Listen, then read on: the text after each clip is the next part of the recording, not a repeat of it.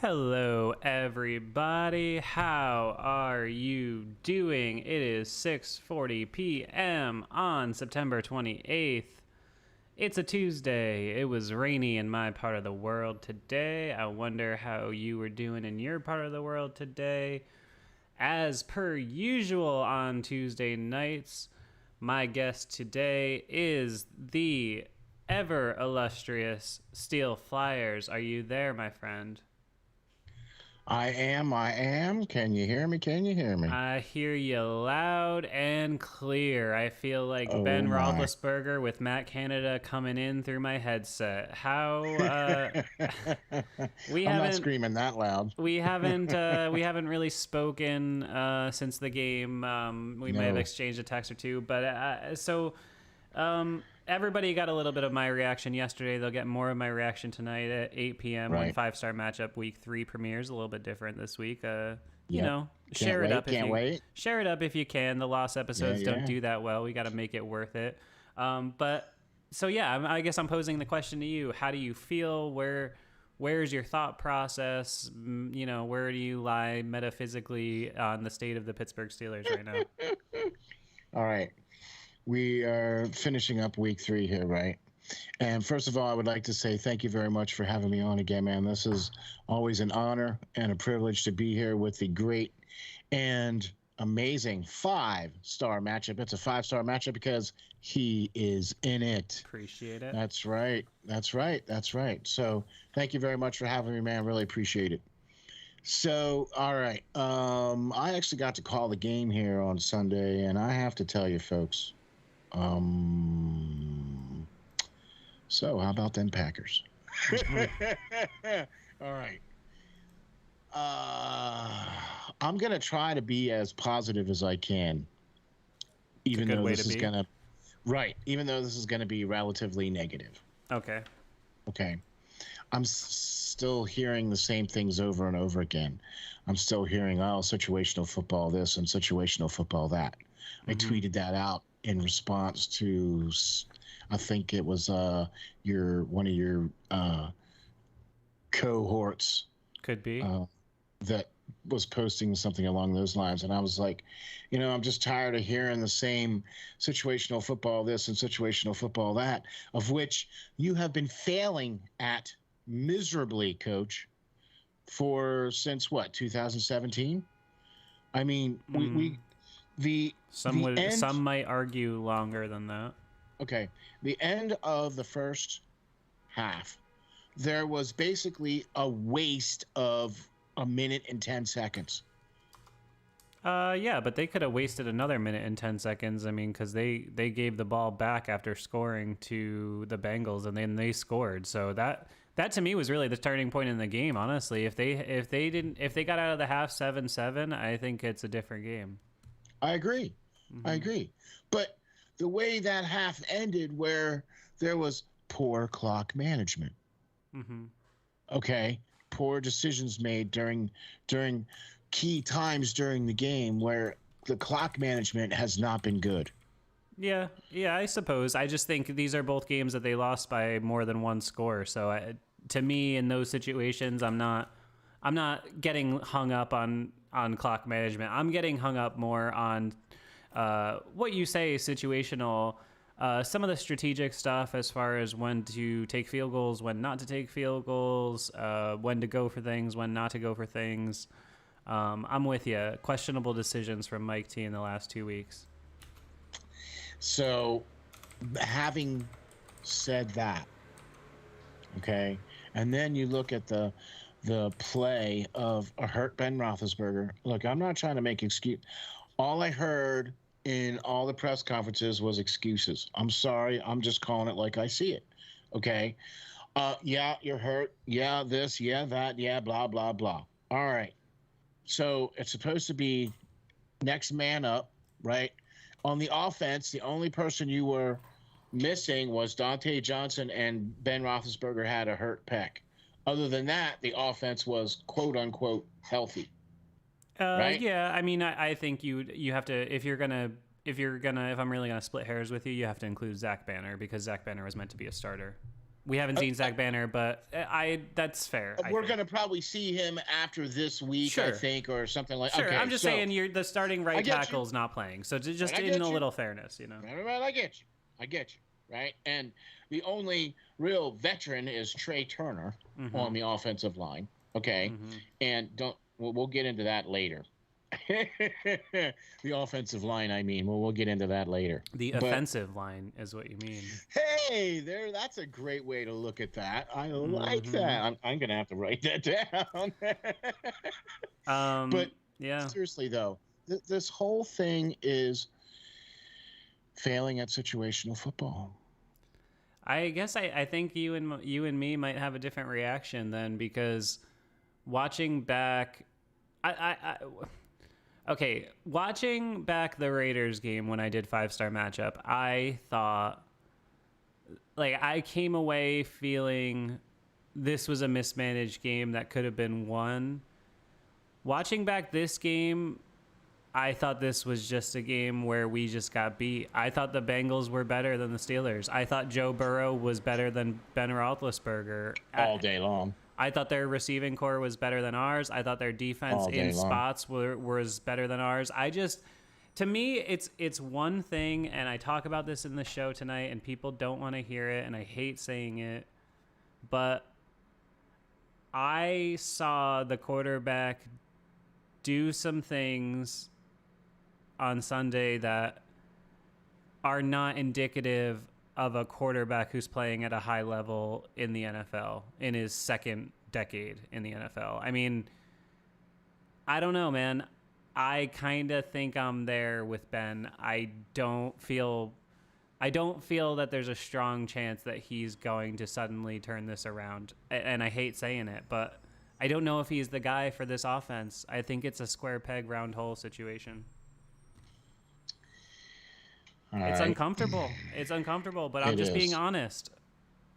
I mean, that's kind of like what we were talking about off air and everything like that to a bunch of other people that I was talking to, where, okay, so, but in reality, though, I think he still gives you the best chance to win based off of who's still on the roster.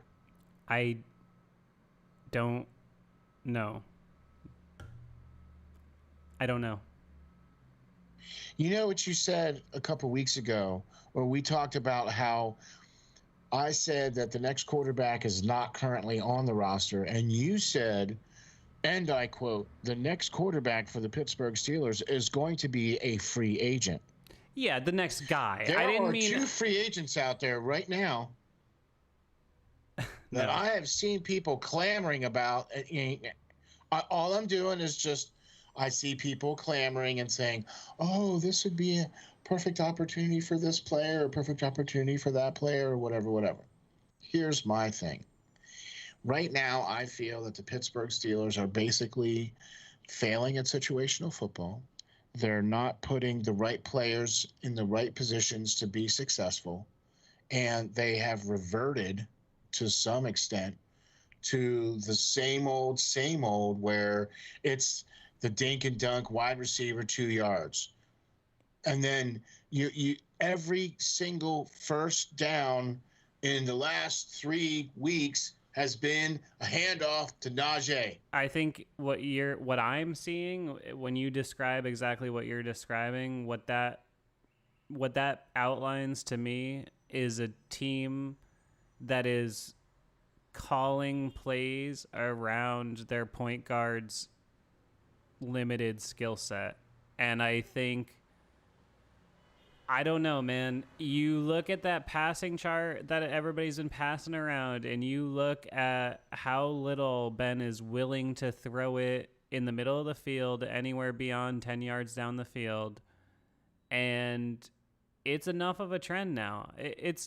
This is going back now to the second Ravens game that, okay, we've played 6 halves of football this season, correct?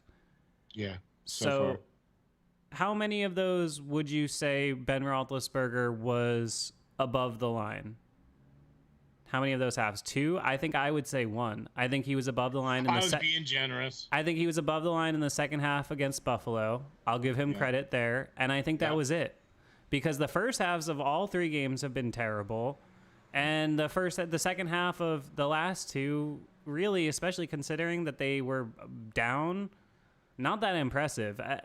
I don't want to. See, I thought he played a little better in this first half against Cincinnati than he did in the first half of the other 2 games. I think either way, you're splitting hairs there. If you're talking about a quarterback who's supposed to be making you a contender, 7 points to me is not an acceptable first half. I get you. It's okay. I mean, it's just I think what's happened now is that this has been such a long period of time where we've all collectively scaled down our offensive expectations, and you watch other teams, man. The Chiefs couldn't score 10 points on 58 pass plays if they wanted to. If they weren't allowed yak, they would still score more than 10 points on 58 throws. That number, I can't get it out of my head. It is absolutely haunting me. The fact that it only took till week 3 to have a game plan where you completely threw everything out the window and Roethlisberger is just suddenly, screw it, he's going to throw it 60 times, and the inefficiency. When you look at the statistics, Joe Burrow was 14 of 18, and they won the game. Roethlisberger was like 30-something of 58, and they scored 10 points still. I mean, I don't know, dude. I just can't get over that. I can't get over that. Usually somebody throws the ball 55 times, it's because it's garbage time. They put up 34 points, They scored 10 points. Well, that's usually like a Tom Brady number. Like, you usually always see Tom Brady throws that many times. That's 5.8 passes per point. I mean, come on. Come on. That's not even, that doesn't not even per equate score, to per 2 point. yards. That doesn't even equate to 2 yards a point or 2 yards an attempt. I mean, it's I don't know, man. I don't want to be the doom and gloom, and I wish somebody would talk me off this cliff. I'm just telling you what I watched watching that game back, and I don't see it. Here's the thing. He's been missing the long throws, right? He missed what should have been an 85-yard touchdown to Washington, threw right over his head. Right, and then the one he missed 2 the week before. Right, long throws where Chase Claypool, he had the guy beat. He is. I'll tell you, the guy I'm getting respect for the last 2 weeks is Chase Claypool, because Ben is throwing him some goddamn hospital balls lately, and he's going up trying to make plays, and he is hanging him out to dry. Roethlisberger's placement is not where he wants it to be, and he might not admit it, but it's not. That's what I was trying to get at. Is the fact that he's not really putting the ball in a position for the receivers to catch it in any kind of like stride or anything like that. You know what I'm saying? And it's like, if you can't lead the receivers correctly or whatever the case is, or look, I'm with you. I have been a fan of Roethlisberger. I have been one that has always waved the flag. If you look behind me, you'll see that that's a Roethlisberger jersey. That was my mom's jersey. Okay. So same. It's my guy. It hurts me to say it. He has been the best quarterback to be in Pittsburgh since Terry. For my money, there's no other argument. He's the greatest modern era Steeler. Like, post the 70s teams, he's the greatest Steeler. It is. But, I mean, by any quantifiable measure. It's always been. Well, we need a quarterback. Well, the last quarterback we had was Terry. Mm-hmm. Right. So the next blonde bomber we got was Ben. Right. Okay. So there hasn't been a single quarterback that has been, saucer plates O'Donnell. Yeah. Right? Like, if you watch Super Bowl 30 and you look at Neil O'Donnell, look into his face mask, his eyes, dude, they look like saucer plates. I know it. And all he did was saucer plate eyes, throw it to the Dallas Cowboys. Not once, but twice. Yeah, okay. So he was Slash had potential. Yeah, and just never right? quite got there. Cordell had some potential, right? But Bill Cowher tried to, Slash wanted to be a quarterback, and Bill was like, well, you're better at this. But he was like, well, I want to be a quarterback. But Bill was like, yeah, but you're better at this. You know Yeah. what I mean? Kind of thing. So Ben has been truly the only true quarterback that the Steelers have had in the last, since 2004. Oh I yeah. mean, Yeah. and He's so the only person since those 70s teams I think that has a legitimate claim to really making an argument to be in like the top 5 Steelers of all time. And agreed. you know, except maybe Rod Woodson would probably be the only guy that could also maybe make that You mean argument. in the modern era? Yeah, I'm just saying post the Steel Curtain teams. You know, but Okay, to yeah. me, I consider I'm with Roethlisberger you. the greatest Steeler of the last 35 years. I think that's fair and reasonable. He's a quarterback that went to 3 I mean, Super Bowls. I will say this. I think he's a Hall of Famer. Yeah, no doubt about it. He should be first ballot. They'll make him wait one time, but he'll be in the Hall of Fame. I think he's a Hall of Famer. Yeah, he's But- going to be a top 7 all in right. almost every statistic. when he Having retires. said that, I'm sorry, but it might be time to split some time with another quarterback here and They'll start never- doing, They'll never do or it. something's going to have to happen here, because this team on paper has the skill and talent to be more of a contender than what people are giving them credit for. What I mean by that is that there's They're number loaded. 1 draft picks. Yeah, they're loaded. There's so much talent on this Except for team. at the 2 most important positions, which is offensive line and quarterback. Okay. Yeah. I mean, at this point, Ben is. I don't know. I don't look at him as a guy who I hate, again, saying it because of his experience, because of what I've seen him do. But I don't look at him as a guy right now that I'm feeling comfortable. I mean, I would feel like I was risking my reputation if I said that he was playing like a top 20 quarterback in the world. He's just not. And, you know, you think about that and you see what he's dealing with the offensive line, and I know that affects it. I know that it's not easy. What they're doing is very difficult. But when you also go and look at the tape and you see moments like Claypool ran a great out and up on one that should have been a touchdown. Ben was late and he put the ball in the wrong spot. That's a throw I've seen Roethlisberger make in his sleep since I was a teenager. You see the James Washington throw. I mean, that was like with 7 minutes to go in the game. It was a 14-point game. That should have been an 85-yard touchdown. These are the plays that Ben Roethlisberger in 2007, 2014, 2016 is making these plays. Now he's not. And then that kind of tips the scales of justice in a different direction. It makes the defense have to try to do more. And obviously we saw them to what they looked like without their pass rushers on Sunday. And that was not what you would call a pretty sight. So I don't know, man. Okay, so we're basically calling it right now. I mean, we're in week 3 right now, and we're basically saying that the only way this team is going to win moving forward this year is if they put in another quarterback. Well, I will say I have one small caveat. I will say that I believe Roethlisberger's problem is much more mental than it is physical right now. I believe he's shown that he still has the arm strength to make throws. He misses sometimes because his mechanics are all over the map. Yeah. But some of that Well, is he was tied never to- known for that. Sure. And some of it's tied to not having good protection, being scared to step up.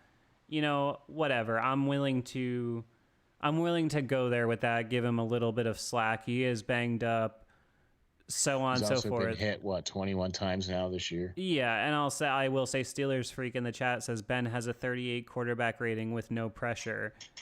And that is true. There's one play I put in the game. It was when we were backed up in our own end zone, and Ben threw a little flat route to Ray, and he completely handcuffed him. It was way high and way inside, And there was nobody near Ben, and it was like a 5-yard throw. And we saw that in, was it week 1 or week 2? I can't remember. I think it was week 1 where he threw that flat to Najee down by the goal line, and he just flat out missed. It was week 1. It was week 1. Yeah, and I mean, dude, I'm not saying you got to hit the perfect throws down the seams. I get it. He's not what he was. Even if you want to have the rosiest outlook on him, he's not what he was 5-6 years ago. It's fine, but you got to be hitting guys out in the flat. I mean, you can't be playing if you can't be a point guard if you can't make a bounce pass. I'm not saying you got to throw an alley-oop, but you got to be able to hit a bounce pass. It seems like the coordinators lately have not been playing to Ben's strengths. What are Ben's strengths? What are Ben's strengths anymore? So, all right. Well, yeah. So, what's the answer? Right. He gets out. Yeah. He gets the ball out quick.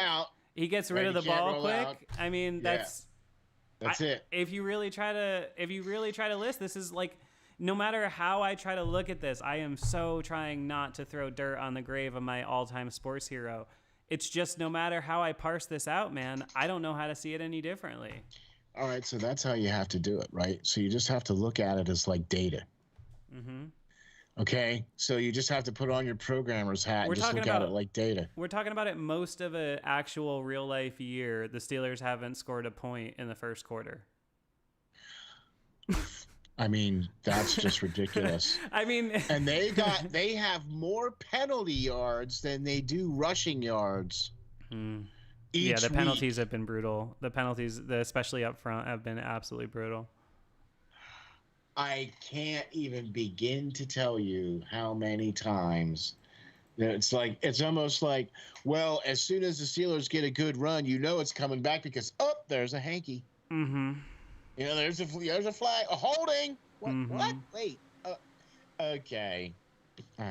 Man, like I said, I know that the offensive line is going to take time to gel. Mm-hmm. I know that they only have one clear veteran on that offensive line, and he's not even, he's debatably past his prime. Okay, so we're kind of dealing with a really young offensive line. We're dealing with an aging quarterback who his best strength is that he's able to get rid of the ball within 2.3 seconds after it's snapped. Which, okay, that's great, because if that's all the time you get, then that pretty much means that he's running for his life. The fact that he's gotten hit so many times, that tells you that he's running for his life. Oh, he is. That tells you that the offensive line stinks. I will not take anything away from Ben's. Najee can't run. Yeah, I won't take anything away from Ben's want to and his will to put his body on the line and all of this stuff. As I said, he is my all-time sports hero. I've seen the dude pull miraculous things out of where the sun doesn't shine a million times. But I just have to question at this point what's left there. Yeah, because we're just not seeing it, and we're not seeing a consistent manner of being at the right place at the right time. We got this is Ben's what? I believe it's his 18th year. No, but I'm thinking it's like his 9th coordinator. Something crazy like 6, that. 7, something like Whatever. that. Yeah. So that's a lot of coordinators for a period of time there, right? Sure. That's a coordinator every 2 years. Yeah.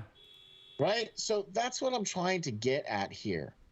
Nobody has really looked at Ben and went, wow, so Ben's a gunslinger, huh? Well, all right, let's make him sling it. Yeah, well, I think Arians did that to an extent, but that's why Arians got ran out of town, though, too, because he was going to get Roethlisberger killed.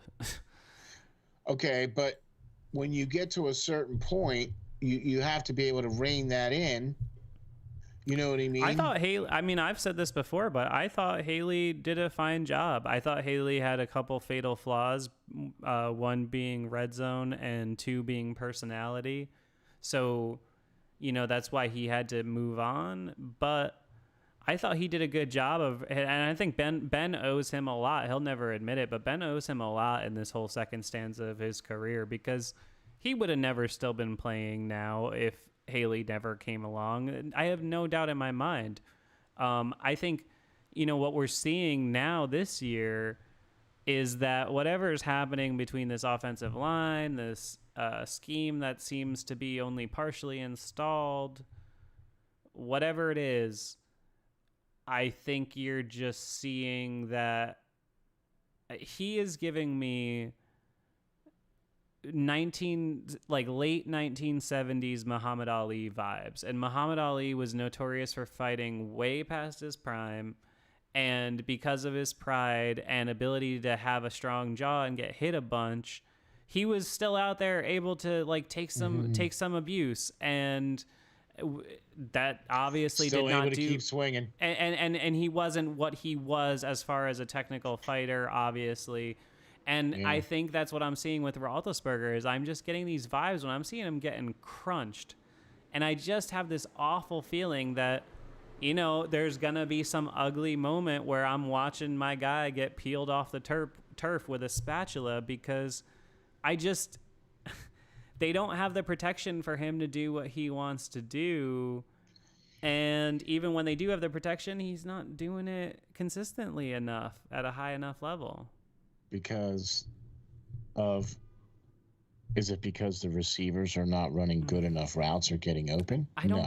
I don't buy that. I mean, because I that's what I always get. We see Dante Johnson fix the drops issues. Yeah, he doesn't have any drop. They have 12 drops already this season. He has none of them. Okay, but so I mean, at least he's one of the ones you can trust to throw to. I don't buy the excuse of the receivers are on the wrong page, because I think it's too frequent at this point where it becomes a little bit of denial the longer we go on saying, well, don't you think it's probably just the common denominator? I mean, at what point is it's the coordinator, it's the installation, it's all the receivers and the running back and the tight ends, or is it just the one guy who touches it on every play that's the limiter? I just, doesn't it seem more likely at this point? I mean, the offense doesn't look anything like what Matt Canada has done anywhere else in his career. So I'm left to wonder, what did he install? I mean, Tomlin, you get this notorious quote, which is going to stick around him forever now because people will never forget it. At the end of this game, we had fired all of our bullets as far as play calling goes. He's talking about the 4th and 10 at the end. Excuse me, what does that mean? Canada wasn't hired mid-season. He was hired at the beginning of the offseason. He had a full year to install. Your quarterback's a 20-year vet. Can he not get the offense down? I think he can probably comprehend the offense. I think the receivers can probably comprehend the offense. They were playing college football 3-4 years ago. I think it's probably more likely that we just have to acknowledge that there is another common denominator, and the common denominator wears the number 7. So, what's really funny is that we have these quote unquote stacked players on this team. Mm-hmm. High quality skill players, yeah. Okay. And yet we keep going back to the same thing. You keep mentioning the same kinds of things, where you keep talking about the installation of the scheme and the this and the that and the setup and the blah, blah, blah. So, yeah, the common denominator, the quarterback touches the ball every time. But you know what I'm seeing is another common denominator, and that's coaching. Everything that you've mentioned has been exactly that. The installation of the game plan has nothing to do with the players. It has to do with the coaches. The putting the players in the right positions at the right times to be successful has nothing to do with the players' abilities or what the players are doing. It has to do with the coaches setting up and putting the right plays in, putting in the right schemes, doing the right things, and getting the players that they Sure, but if you know. take a step back and look at it from Matt Canada's perspective, okay, you're hired to be an offensive coordinator. This is your first job in this league. You're known as sort of a young, progressive mind, and you do this really creative, unique stuff at the college level, at high level colleges. And then you come in and you're trying to run through camp, and you have this issue where the leader of the team and the most accomplished player, well, maybe not the most accomplished player in franchise history, but the guy who's played the most games in franchise history, for a proud team where that really means something, is unable to do what you need him to do in your scheme, which is what you were hired for.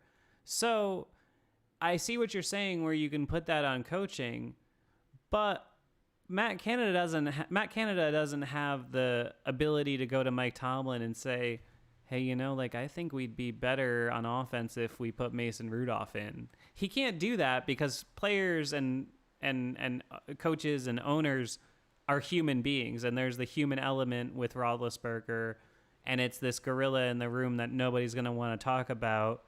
But stuff is going to start getting weird if he doesn't start playing better, because there was already an instance where somebody asked Claypool,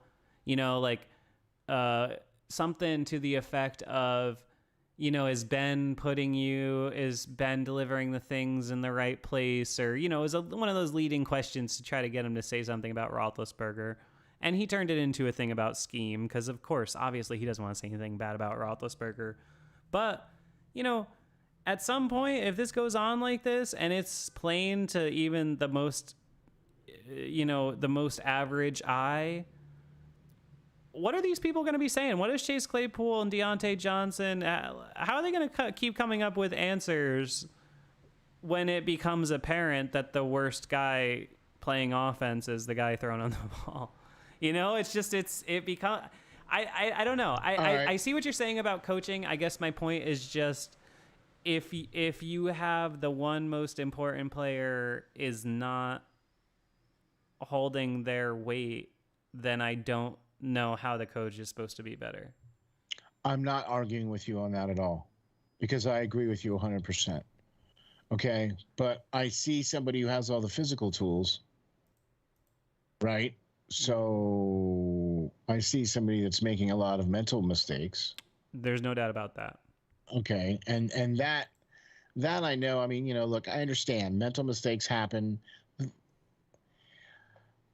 I try to give people the benefit of the doubt. He's learning a new offense. This is the first time he's kind of had to do it under pressure. It's one thing to do it in practice and do it at camp. It's another thing to do it at game speed. Exactly. Right? Exactly. Okay, and so now, and like I've pointed out before, he didn't do one practice snap against TJ Watt. So just FYI. Okay, but neither did. Yeah. I'm just saying, makes it a little easier. Right. And then you have the fact that the offensive line is pretty much, let's see, 2 rookies and a second-year and a third-year player, and then you have one guy who's, what is he, an 8-year vet? Trey Turner's been 8 years in the league. Yeah, he's been in the league a long time. Yeah. Like 8 years, something like that. And then when Zach Banner comes in, this is only going to be his third year. Well, where are you sitting then on? How do you feel? Let's pivot a little from Ben, because I have a lot to say about him in the 5-star matchup that premieres tonight at 8 p.m. Just in case you're wanting to check that out, by the way. Of course. No, I know what you're saying, but I want to ask you something first. Okay, go ahead. Yeah. If Coach T pulls the trigger, like you overwhelmingly seem to be advocating for. Admittedly, I'm not sure I'm advocating for it. From a franchise standpoint, I would say right now, I think that the offense would probably be better with Mason Rudolph. I think that if the line can get better, I think the ceiling potentially could be higher still with Roethlisberger, and just because of his stature, you're not going to bench him. Whatever. I'm okay eating a terrible year if Ben has to finish and he has to play and he has to do it. I just don't want to see my hero go out on his back. But go on. So that's what I was going to ask you. If the trigger's pulled and Ben has to sit, you feel that Mason Rudolph, like you're going on record right now, the 28th of September at 7:15 p.m. Eastern Standard Time, going on record to say you think that Mason Rudolph? I think that yes, I believe Rudolph could probably run Canada's offense more effectively. What they're running right now is a Frankenstein mismatch of what Roethlisberger feels comfortable from Canada's playbook. It's not the real thing. Schemes don't work that way. You can't run half of it. You can only run the whole of it. Got to do it the whole way. Yep. And it's why it's not working. And no one can talk about it because, like I said, the purple elephant in the corner of the room is Roethlisberger's psyche. I saw it. I pointed it out. Again, I'm not even trying to plug my show, but I pointed it out on my show this week. There's moments where you saw nonverbal communication between Ben and Claypool and then one between Tomlin and Ben, where I'm watching it and I'm sitting there saying, those are two guys who aren't sold that guy is going to come through. And once that starts happening, look, I've watched Roethlisberger for almost 20 years.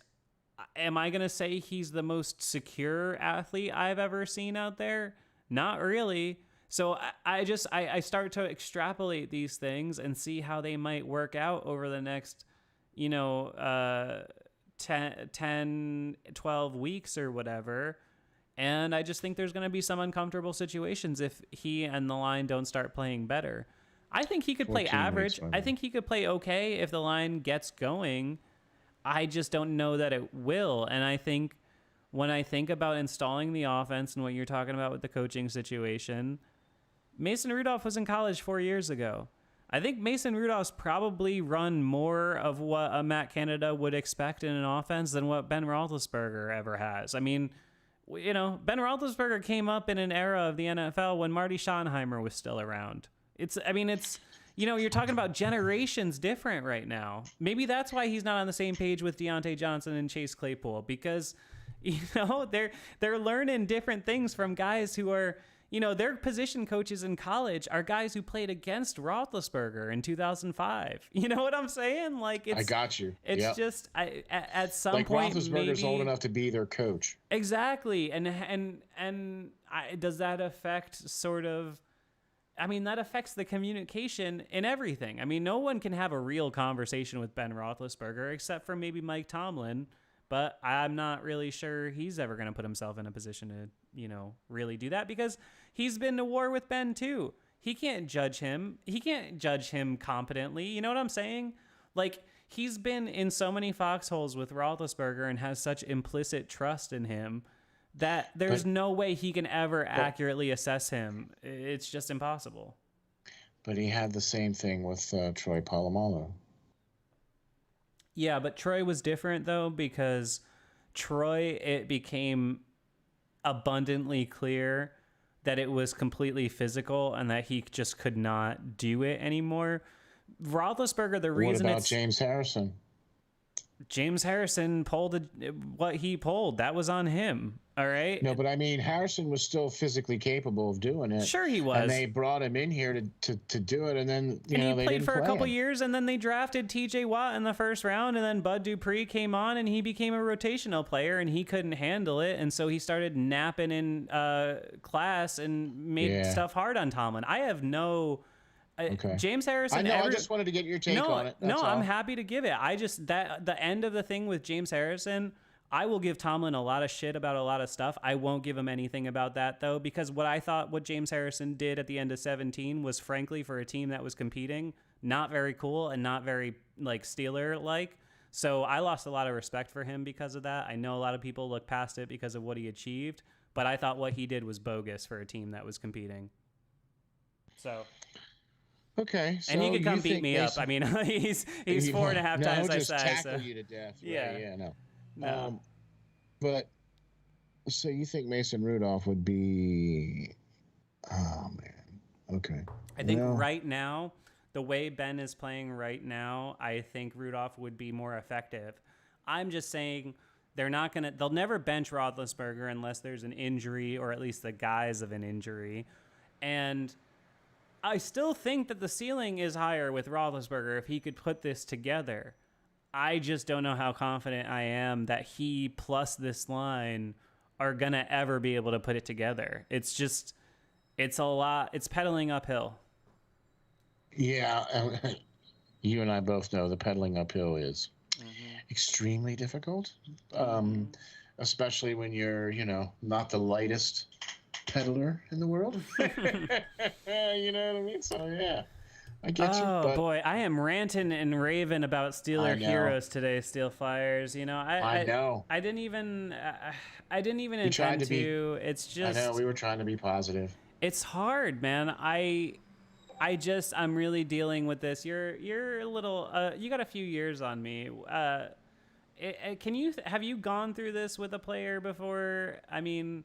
Obviously Ben is such a high level, as we said, obviously maybe arguably the greatest modern era Steeler, but have you experienced this as a fan before where it's somebody that, you watch just pull this Terry magic? Bradshaw was like you remember the end of that? Oh yeah.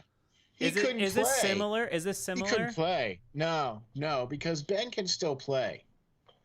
I think. Right? Mm-hmm. Where Terry couldn't. He just couldn't throw the ball anymore. Yeah. Right? So, I mean, that was the problem with Terry, is that because he got his elbow really messed up and they didn't have the technology. Right. They didn't have the same kind of medical technology that they do today, where they were able to rebuild Ben's elbow, where I think that was the same kind of thing that happened to Terry, and then at that time they just didn't have that kind of surgery, and he was never really able to recover from that. Right. So watching Terry Bradshaw and then Joe Green, watching Joe Green, like when he had that pinched nerve, right? That was in like 76, right? But he continued to play his entire career, and even up until now, he says that he still has issues because of that pinched nerve, right? Okay, that's the famous picture of Joe Green picking up Lynn Swann during the game so that they wouldn't be charged with a timeout because Swann was hurt.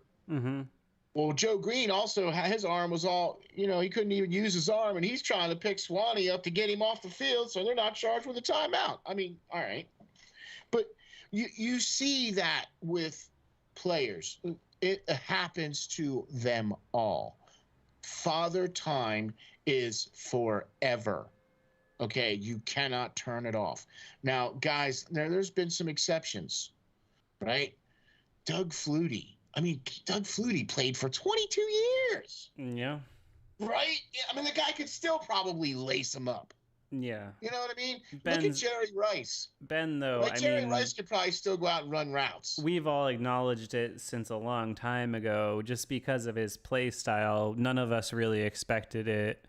I mean, I think if you took a poll of all of us in 2010, I think we would all be pretty surprised that Roethlisberger was still playing in 2021. Don't you think? I agree. Don't you think? Agree. I mean, because I remember talking about it in like 2010, being like, he's not going to last that long. And then a couple years ago, we started to hear the rumblings that was like, oh, okay, Ben's probably going to be hanging it up. And then it didn't. He signed an extension and whatever. I mean, he's still. I think he's not been a liability until I really I'm questioning it now. I gotta see some offense, man.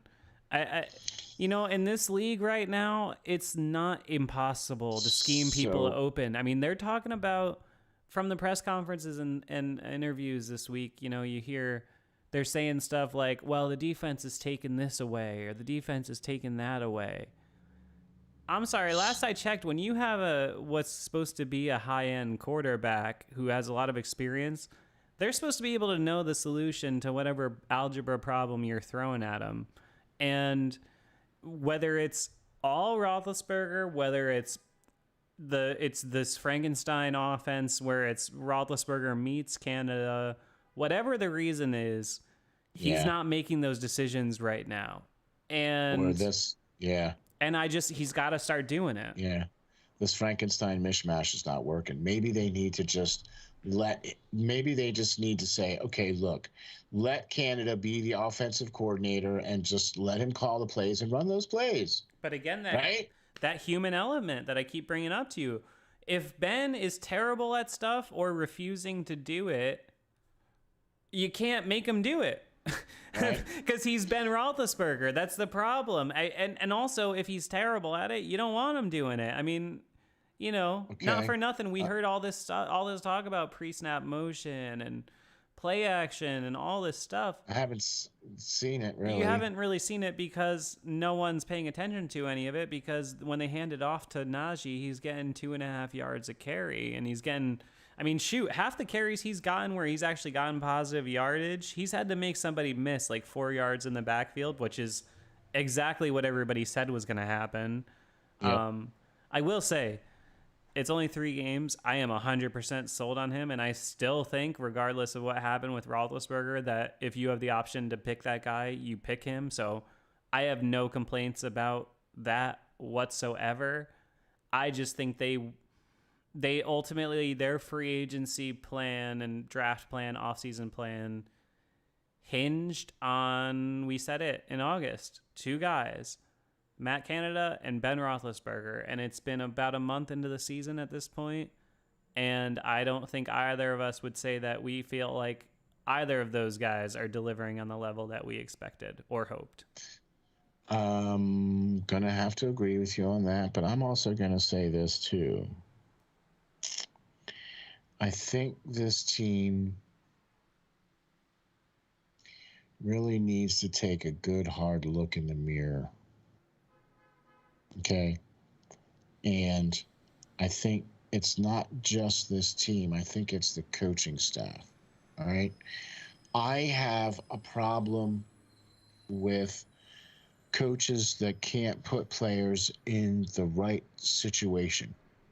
And then the coach then turns around and complains that, well, we didn't play situational football. Okay. I'm tired of the excuses. Okay. I'm tired of hearing. And the reason why I say that is because it's the same stuff every week. Well, we've been listening to this same garbage now since last season. Right? Sure, but the difference is last season they won 12 games. But then that's it. Yeah, but still, 12 games is 12 games. I can't really see this version of the Steelers winning 12 games, to be frank with you. I came out thinking, hey, man, I looked at this on paper. I looked at this as the analytics side and went, wow, all right, I think they can win 12 games. I think, you know, this Matt Canada offense, from everything that I've seen, and you know, it looks, different. It looks innovative. It looks like, you know, it's going to take a little while for teams to catch on. And I really felt Pittsburgh was going to come out of the gates and crush. Yeah, I thought, because you thought that element of surprise early on was going to be an advantage, which I liked when you brought that up. I thought that was very interesting. Clearly, it's not been to show you why I'm on this side. Yeah, it's not been the case. I do want to take a second just to acknowledge the chat a little bit. We got like twice as many viewers watching as we do likes, so make sure you hit that like button real quick.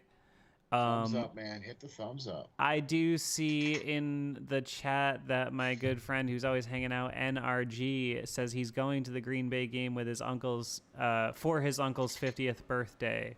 Oh, nice. So I can very much relate to that situationally speaking. However, man, I just hope Lambeau's cool because I don't know. I don't know if that's going to end up being a super fun day, but hey, it would be awesome if it was. Could you imagine? Wouldn't that be the most Steelers thing ever? Is to lose to the Raiders and the Bengals and beat the Bills and the Packers on the road. I mean, it's just the most Steelers thing ever. Well, the fact that they're going on the road to go into the Packers, and the Packers have been playing really well. This past game, the Bengals game, was the game that I was supposed to be at, right? And I wasn't able to attend because I had to, deal with some Dude, loose screws. that Packers Niners game on Monday night. I mean, it looked Sunday night. or Sunday night. Yeah, it looked like a different sport than whatever it is the Steelers are doing. That's a good way to put it. I mean, when That you is watch a good way to I mean, put it. I'm talking not even Rodgers. I'm just talking about the Niners with Garoppolo. I mean, their offense, it looks like they're playing a different sport. When you look at the Green Bay Packers and their offense, that Marquise Valdez Scantling, oh my gosh, and Randall Steve, Cobb, and then Amari Rodgers. I mean, Aaron Rodgers well, is you finally. didn't even mention Devontae Adams, who's like, a monster, yeah. And Aaron Jones, who's great out of the backfield. He's gonna test Schobert and Bush. Yeah, Exactly. Not to mention the fact too that they got Mercedes Lewis, that tight end. And everybody sleeps on just how good Rodgers is. But man, I've always said this. Rodgers, if you want to just talk about one specific aspect of playing quarterback, I don't think there's anybody better at this one specific thing in the history of the game, and that's ball placement. The guy just flicks the ball off his back heel and it lands in the breadbasket 50 yards down the field of a guy who's running perfectly in stride. I will never say a bad word about Aaron Rodgers as an on-the-field player, except for that he hasn't gotten to the Super Bowl enough. But right. Now, I'll tell you another player he's just impressive, and it never gets. It's never surprising to me how good he is. I'm with you like that, but I've been able to witness a couple of players that were able to do exactly that. And I'll tell you one that was able to do that, and that was Dan Marino. Yeah, very high level. That cat, oh my gosh. I think there's a ton of similarities between those two, actually. Watching Dan Marino play quarterback was like watching a clinic.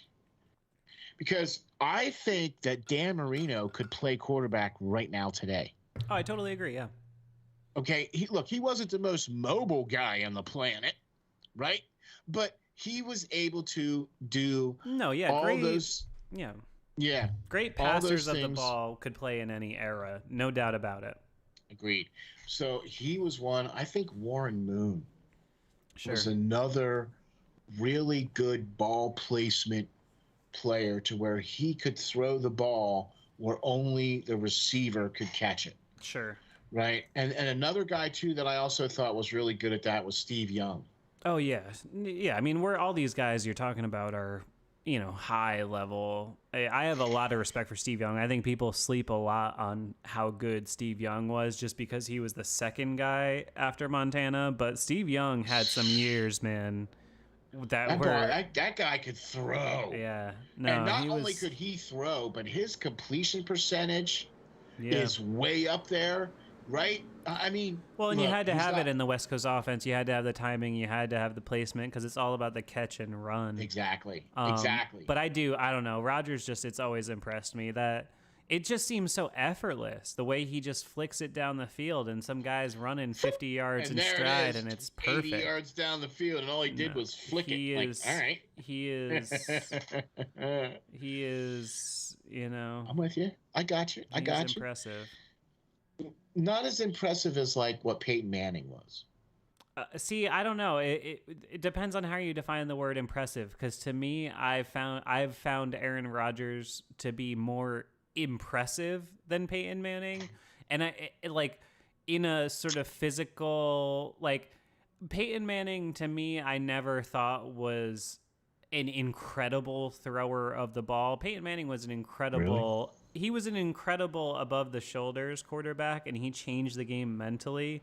But as far as just pure arm talent, to me, not even close to Rodgers. Rodgers is in that rarefied. Yeah. Not even close. Rodgers no, is in that rarefied, like, you know, you could take out his results of his seasons, whatever you want, but just as a pure passer, that dude, you put him in a skills competition, I think he's probably coming out on top or close to it. Yeah, with the greatest that ever happened. No, I'm with you. No, I'm with you. I'm with you on that for sure.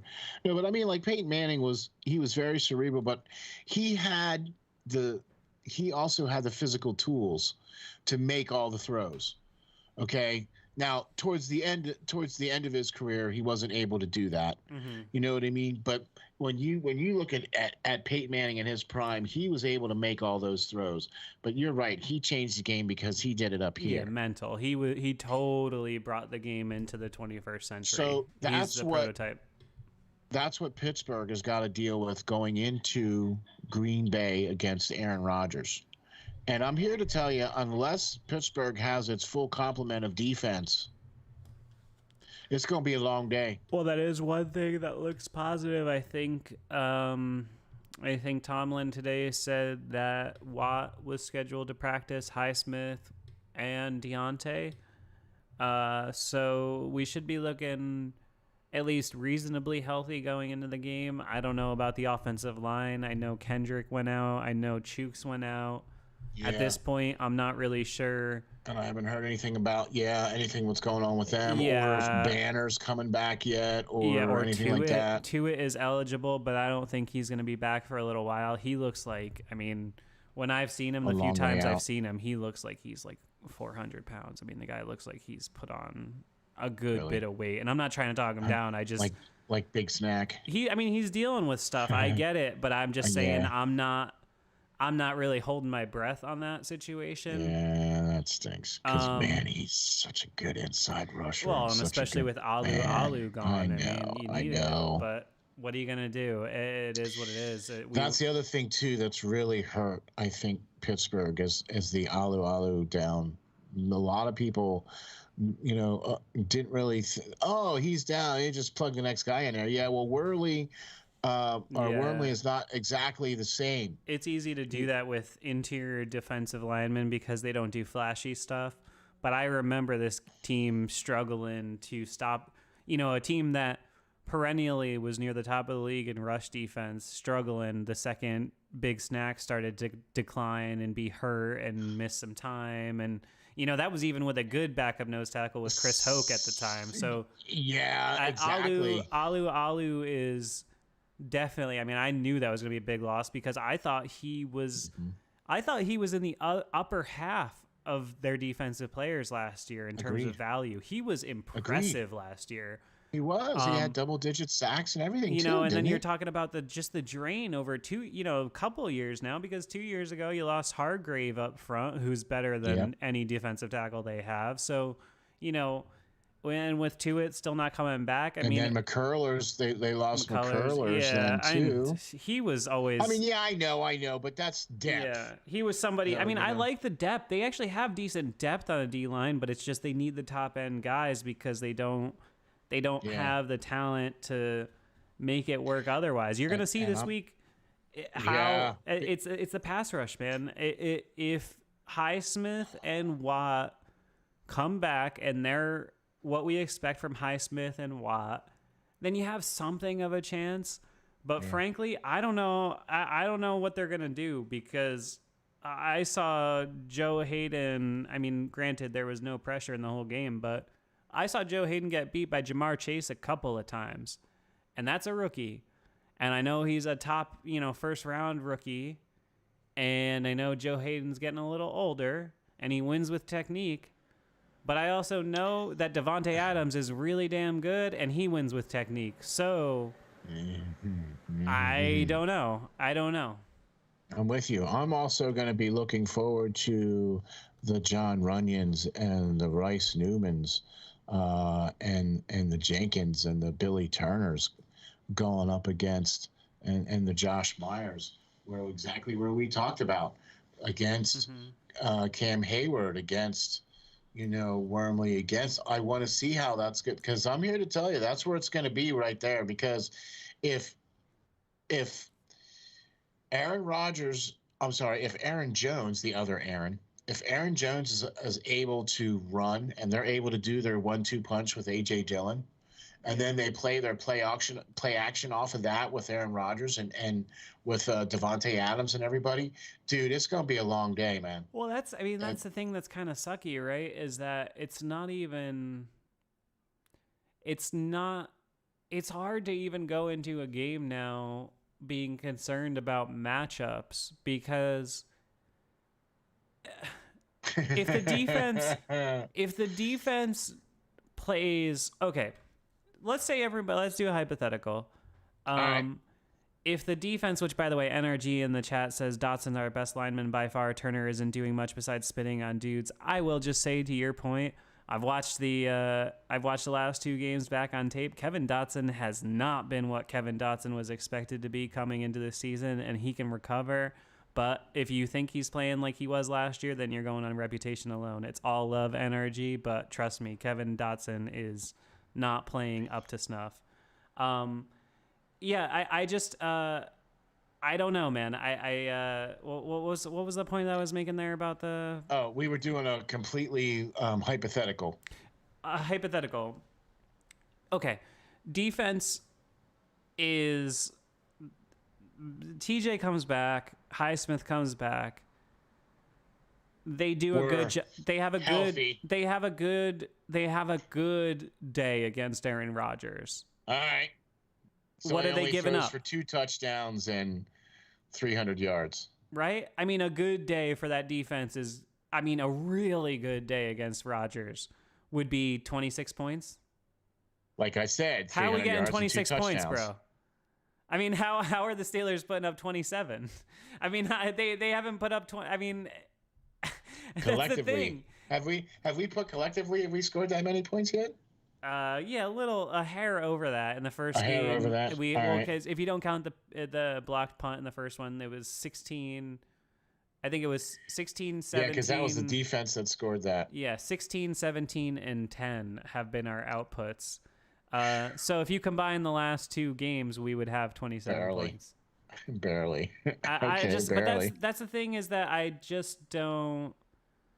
it's so hard to get into like these previews and breakdowns of what we might see when, if all of that stuff goes as perfectly as it could, I just don't know how am supposed to imagine or conjure up thoughts of the Steelers scoring 28.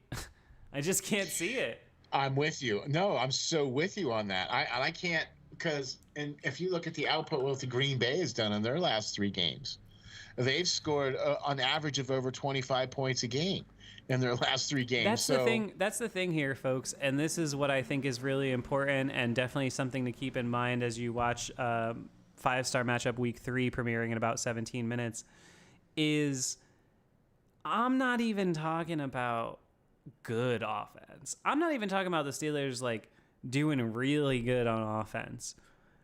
I'm talking about 7 points and a half in 2021 is it's not good. I mean, that's not even unacceptable. This is every half. I believe we've scored 14 points in the first half this year. I believe it was 7, 7, and 0 in the first half so far. Yeah. And that's not even, you could double that and that would still not really be that good of an output. Really? I'm with you. I mean, that would still be just over 1 touchdown a half. I mean, come on, man. This is not, you watch what the Chiefs do and you're saying, are we playing the same sport? Chiefs have been kind of struggling a little bit too, so I don't know, man. They did a heck of a lot more in a loss against the Chargers than the Steelers have done in the last 2 weeks combined, so. I'm with you on that 100%. So, I mean, that's saying a lot. I mean, yeah, everybody wants to make that comparison with the Chiefs. Is like, oh, they're 1-2 too. Nobody's panicking over there. It's like, Yeah, because when you look at the tape, they still scored 29 points or something. They just gave And up they 30. still, I Like, mean, yeah, the fact that they gave up that many, it's not that their I'm never offense can't gonna. score. It's like, yeah, I'm never gonna. I'm not gonna. I'm never I gonna got you. panic about a team that has Patrick Mahomes because trust me, they'll be No, fine. you mean Hall of Famer Patrick Mahomes. I might as well at this point. I mean, gosh, man, what else does that kid have to do? He's I mean, unbelievable. if he stopped playing right now, It's a conversation. yeah, like if he stopped playing It's a right now, conversation. Yeah. he's already got one Super Bowl win. He's already, he's got an MVP, right? Yeah, no, it's. I mean, it's at least a conversation. That's He what I would need to mean. be like a tragic reason. Yeah, But if it was like a tragic like a reason, Gale he'd get it. Sayers Yeah, kinda he'd get thing. into the Hall of Fame, no doubt. yeah. Not that I would Right. ever wish that. I hope Patrick Yeah, Mahomes no, plays I a agree. long, Yeah, yeah, healthy, happy career. Just not, Yeah, no, I'm with maybe you. like go Yeah. to the NFC, get traded, go to the NFC. We had to deal with freaking Brady for almost 20 years, and then the second he goes, I hate boom. to tell you this, bro. We're still dealing with him because he's still playing. Yeah, he's just So, on the other. whenever, side. look, I am not kidding you. I'm gonna probably throw a party when he retires, Brady, I know. just so I don't have to hear that stinking name anymore. Gosh, I know. look, I'm just gonna come right out and say it. I don't think he's as good as everybody thinks he is. I think he's a product of his environment. I disagree wholeheartedly. Look, I'm allowed to have my opinion. You know what I mean? I'm not saying that he hasn't had good people around him. I'm not saying that he hasn't had good teams around him. You know what I'm saying? He's had some of the best coaching on the Sure. planet. You know what I'm saying? So I would have liked to have seen him if he was drafted by like Detroit or Cleveland or Yeah, no, I somebody mean, like sure, that. but that's, I mean, you could say the Whole same. different ball game if that's what happened. But you could say the same thing about Aaron Rodgers or Ben Roethlisberger. I mean, you got to be fair. It's not Yeah, like but I it's not like the think- Patriots were some perennial powerhouse when Tom No, Brady I got agree. there. Bill Belichick wasn't a guy that at that time we all looked at as, oh, he's the smartest, most brilliant, evil genius in the league. He was like a sort of mediocre, okay coach for the 90s. I mean, no one. He was actually brought into Cleveland to turn that franchise around, and then I think they fired him, and then after that, Yeah, you know he what made I mean? the playoff. He made the playoffs with them. I think '94. The Steelers played them early Blitzburg team. No, I'm just pointing out. It's easy to say that about Brady, but the Patriots aren't what we think of as the Patriots without him either. So it's a little bit of 6 of one, half dozen of the other. That's Right, all. I'm with you. My last question before Okay, hit me. before we get out of here, right? All right. Would you? So you feel Mason Rudolph over Haskins? Oh yeah, that's not even a question for me. I saw absolutely nothing from Haskins. He had every chance to shine in the preseason against third and fourth teamers, and to me, he did nothing that was impressive. Raj. I don't believe Mason Rudolph is like a long-term, serious playoff starting quarterback in this league, but I do think Rudolph could be passable in a good offense with good skill players. Yeah. Do you think there is a quarterback out there right now that Pittsburgh could get that could help this team? That's like a free agent, you mean? Are Yeah. you getting back to the free agent thing? No, I don't think they'll sign anybody. I think the as Mike Tomlin might say, I believe the die has been cast for this season. It's just not how the Steelers operate. They're not, they would need to have like a serious injury happen to both Roethlisberger and Rudolph before they brought anybody external in. So I don't see that happening. I have to ask it. I don't either. Yeah. That's not their MO. They've never done that. Yeah, I unless just there's don't. a serious injury. I don't see it. I think they're going to just ride it out with Ben either for the Yeah. rest of the season or until if and when he gets hurt and, go from there. But It's to gonna be there, yeah. I think at this point, if you asked me, like, at the beginning of the season, I think I said something like I thought it was a 50-50 proposition whether Roethlisberger or Rudolph was the starting quarterback next year. And I think at this point, I probably have been pushed a little bit more to about 75% that I think I'm going to go with what I've seen off of Ben in the first 3 weeks. I think there's about a 70% chance Mason Rudolph is the starting quarterback week 1 next year. I think there's about a 15% chance it's Roethlisberger and about a 15% chance it's somebody else. Dude, I'm just trying to get to week 4. I'm just saying. Yeah. Right? I want to see week 4. Like getting back to the whole seeing players and all that other stuff leave and come to the end of their careers and everything like that. See, that's why my jersey that has my name on the back. See, I'll never get traded. I'll never retire. I'll always. You get what I'm saying, right? I'm just messing with you, bro. I want to show you a little something special that I brought out here for you, just for this. I saved it for the end. Excellent. This is long before you. Okay. Mm-hmm. This is an OG right here, folks. Oh wow, a classic towel for the radio listeners. Classic towel.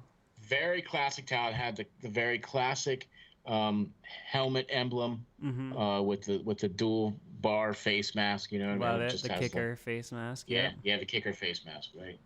Now that towel came with a tee and a football inside a little. You know how they sell those little packages, right? Sure. So this was like a gift that I got when I was like 4 or 5. Oh wow, love it. Right. So that is the OG terrible towel right there, right? That was because the original terrible towel didn't come out till like 76. Something like that, yeah. Right, 75, 76, right? So I got this in 74. Awesome. So there you go. Love it. Classic. Super classic stuff. Love to hear it. Yeah, man. You know, despite the fact that we're bringing you a little bit of a negative vibe these last couple days on 5-Star Radio, I do think it's important for me to make sure you know that I am still rocking the black and gold on Sunday, and I am still gonna go nuts the second they have even a glimmer of hope against Green Bay. I'm never going anywhere. Oh no. I just call it how I see it, man, and I can't. You know, I can't be dishonest with you folks. You guys have been too kind to me. I gotta keep it real, and I'm just saying what I see.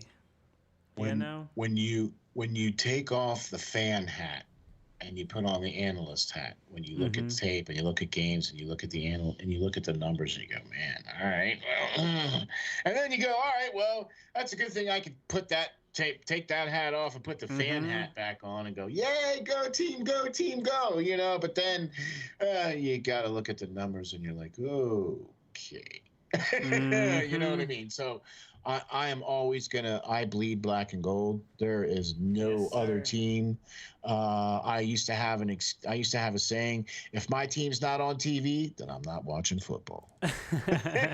See, I love football. I'll watch it all. I just like I consume you get it. What I'm saying, but you're not right? watching football. Yeah, I know what you're saying.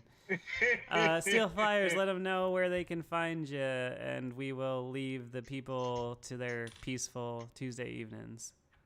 Peaceful Tuesday evenings. Very much. Thank you very much for having me on here. Hopefully next time, maybe not next time, but maybe the time after that, I'll have a special little something to show you then. Excellent.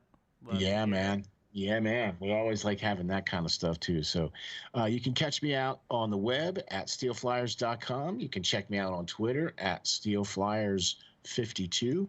Please hit the like and subscribe. Check us out. I then put this show out there on Spreaker, which goes out to all the podcast platforms and everything. So check it out too, man. And if you're not watching 5-Star Matchup, you are missing out. So thank you very much for having me, man. Really appreciate it. No problem. And thank you for the kind words as per usual. Make sure you follow make sure you follow Steel Flyers. Not giving myself another plug there. I just, get so used to saying it. Make sure you follow Steel Flyers. And for me, stick around on 5-Star Matchup. We have our week 3 episode premiering at 8. I'm going to be in the live chat BSing with you guys. We'll talk about the scandalous stuff I say in the episode, and do me a solid. Make sure you share it. Make sure you like it, etc., etc. These lost episodes really struggle in the algorithm, and it's the same amount of work, folks. I want to bring you guys good content, but I need that stuff to get out there because we can't be lingering. The standard is the standard. Steel Flyers, thank you for joining me. Everybody hanging out, thank you for watching. I will see you guys next time on 5 Star Radio. Bye.